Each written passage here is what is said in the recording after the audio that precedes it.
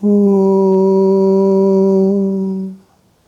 Jananim Sharadam Devim Ramakrishnam Jagadgurum Padapadme Tayo Shlitva Pranamami Muhurmuhu Paratatve Sadalino Ramakrishna Samagneya Yo Dharmastapanarato Vireshantan Namamyaham.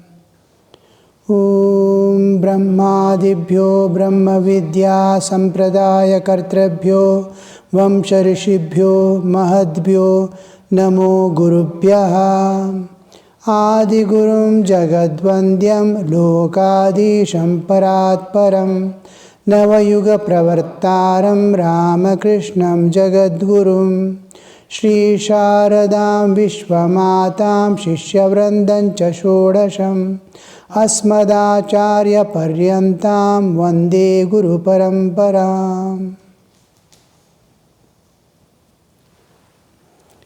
Yes, we were in the second shloka, we were trying to contemplate on the meaning of the second shloka, in which he says, Vakshe Yathamati, that few lines we have left, few words, Gurun Aradhya, we saw in detail what is Guru means, what is Aradhya means, and Vedānta Sāram Vakshe.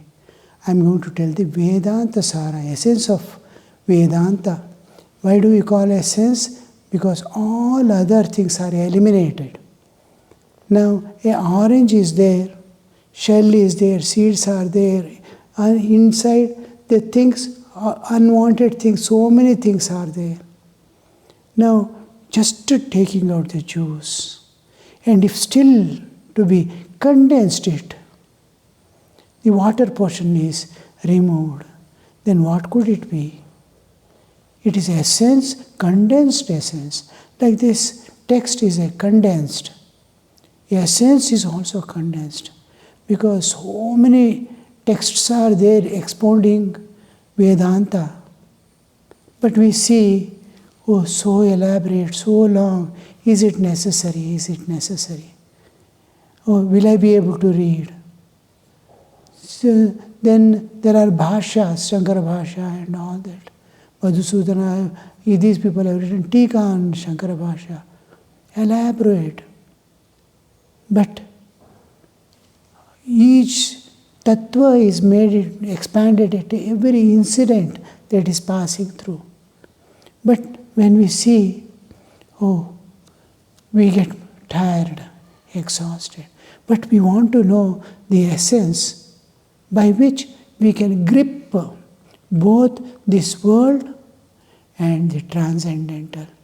I cannot live my life here. I have to live in this world. How to live in this world?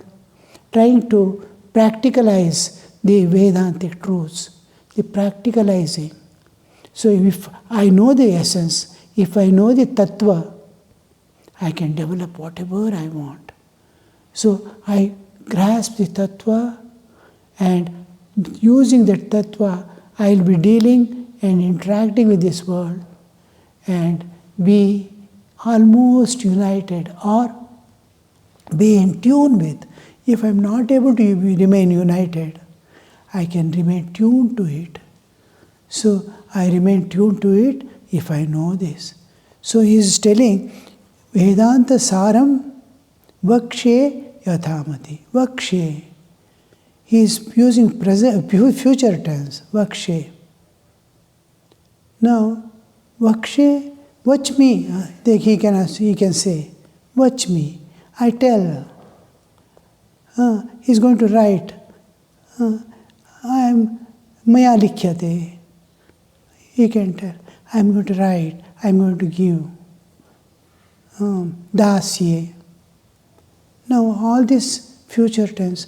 But why future tense? Because it is not going to end. Now, in Bhagavad Gita we see, Shri Bhagavan Vacha. Bhagavan Vacha. And it is continuing. How many centuries and millenniums passed away. Since he told, it is continuing. His telling doesn't end. What he has told doesn't end. New people come and take the same wordings he is listening. What he wrote, what Sadananda is writing here, is going to be there forever. When a saint writes in future, it means it is meant for generations after generation. I am going to tell all these people who are coming, one after the other generation pass away, but this knowledge, anybody can use it at any time.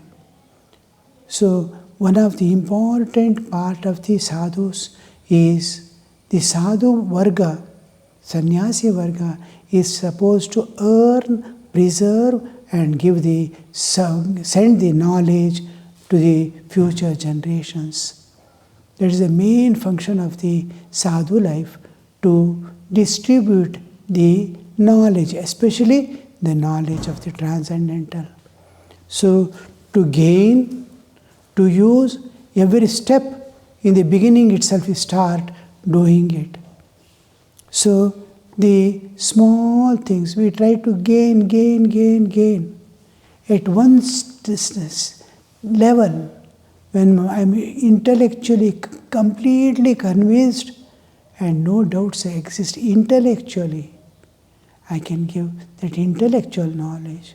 After that, my sadhana will be simultaneously continuing. After the sadhana is ended, I will be giving a different authority. Now he is giving in that different authority of realization. So Vakshe lasts forever.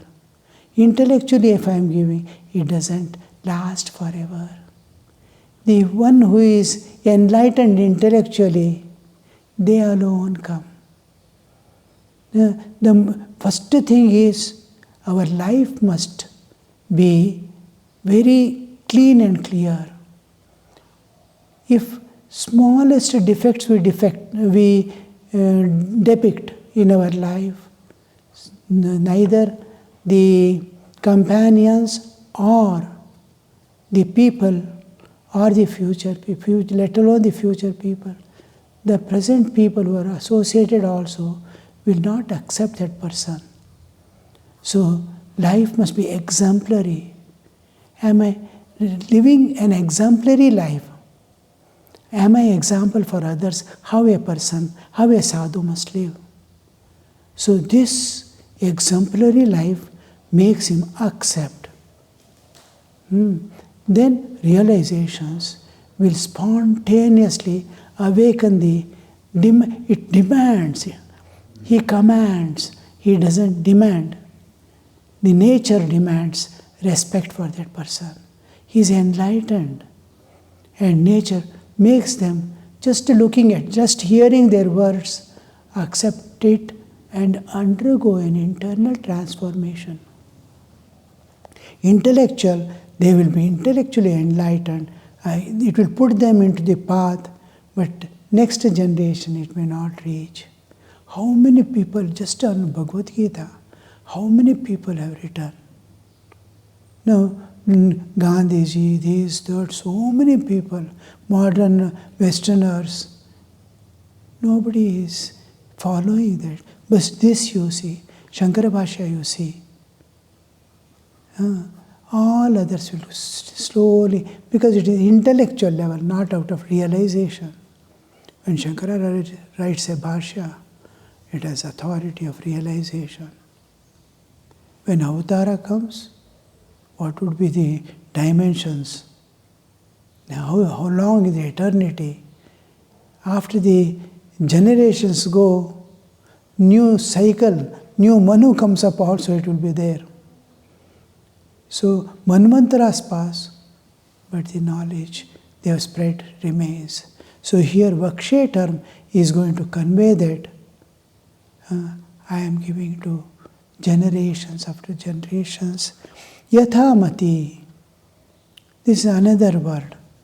Mati is a dynamic state of mind. Manas is mind. Mati is which is carrying samskara. Mind is under samskara, driven by samskara. But this possesses, when mind possesses a samskara, it's called mati. It's a dynamic state. Durmati, sanmati, it is carrying it. Durmati, mati it is not mind. Mind is receiving and giving to intellect all the information. But mati is a part of the mind which is acquired. Now my hands are acquired a power to fight or give or take or lift or do. My leg have got power to walk. Like that, it is powerized. It is a part of my, but brain it cannot move, but it can think. So like my whole bodily existence and certain parts can work. So in mind, mati is one dynamic thing but it must be backed by the not mind. It must be backed by buddhi, intellect. Manas is under vasana. What happens in normal people, what is taught by guru is not always what is received by disciples. 100 disciples sit, what guru is telling is absorbed in 100 ways by each one. So it is because his background is different, guru's background is different. Guru is telling from his background. Shishya is understanding from his background. He has world alone his background. He has huge nature, prakriti, God, all that is behind him, behind his telling. He knows the truth. This is in ignorance. So here, yathamati, though he has attained his knowledge, according to need and circumstances, yathamati, I am giving. Now, the mati has its limitation. It can express the inexpressible to a little level. Words cannot explain. It is beyond vaka. Vang, mana, atita. So, vang, mana, atita, vastu, as much as my mati can permits, I try to express in such a way that because of the limitation, and mati is dynamic. Mind cannot give so easily. It will start searching here, there, this, that and all. Mati is pointed and it is empowered. Like cell. We charge our cell phones and all that. It is charged, it is able to move, it is able to radiate, relay. So this mati, yatamati, when he says, another aspect of his telling is, he is becoming so humble. I may be an enlightened soul, but I am representing a guru now. I am representing a huge parampara, Shankaracharya parampara. So I must be as low as possible that my ego never presents itself. So humility is being expressed through the yathamati. How much each word carries the meaning, you see. What was his feeling when he starts writing? With all the infinite knowledge of the Brahman, Brahma Jnana. And to write this for weak children who have not entered into spiritual life. To them to give how much of humility is expressing, so that the grace of the, if I tell, with my knowledge and understanding, then the Guru Parampara's blessing, his Guru's blessing will not be carried over. I am telling there, I has come into picture. When I say with humility, present it, anything, when anything is presented with humility, then it represents the whole parampara. From Shankaracharya, his guru, where it started, from the Shiva, flowing down. When I am telling this and presenting it, the whole parampara, when I am not there, it is parampara knowledge, it is flowing. If I am there, even in subtlest way, it is I who is going to tell, and you who are going to hear, the story ends there. Otherwise, blessing of the whole parampara. And he receives not from the pot, he receives directly from the river flowing down from the mountain. Otherwise, as if he is taking in pots and serving. He is now, from parampara it is flowing. So here, vakshe yatamati, an important expression, how the enlightened become so humble to present the knowledge to the people, you see. Because they sincerely, from the heart of their hearts, they seek the welfare of people. Whoever listens to it must be awakened. Whoever starts just to absorb it, assimilate it, he must move towards enlightenment. He must be an enlightened soul. So much of seeking, so much of love, so much of is expressing through that. Now, the subject matter of Vedanta, after these two shlokas, the main subject matter is entering. Vedanto nama Upanishad pramanam tadupakarini sharirika sutradini. Vedanto nama. What does Vedanta mean?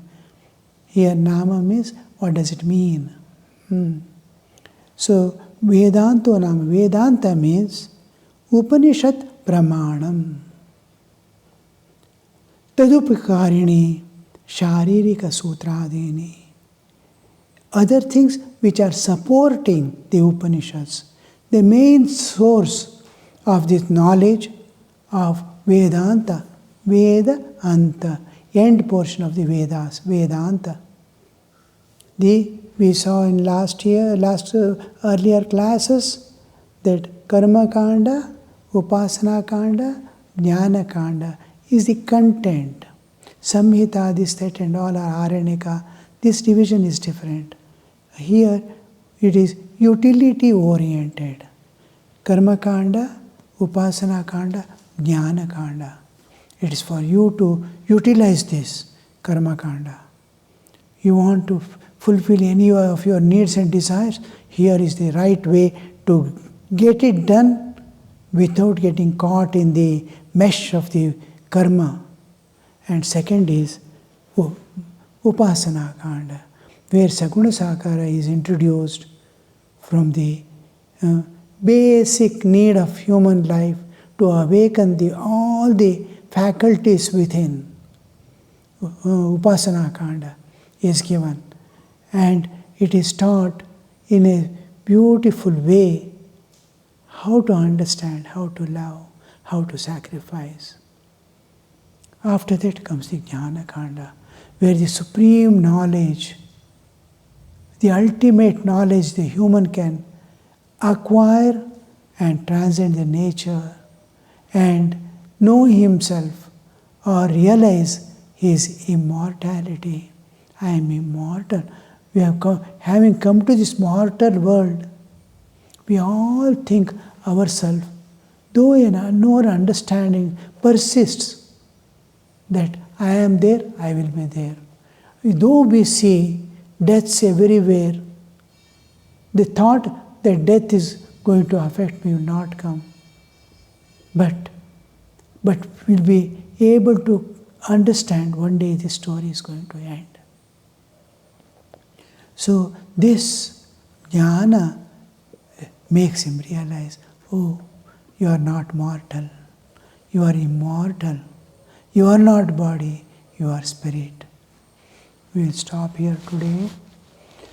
Om Niranjanam Nityamanantarupam Bhaktanukampa Dhrutavigraham Vai Ishāvataram Parameshamīdyam Tam Ramakrishnam Shirasa Namama.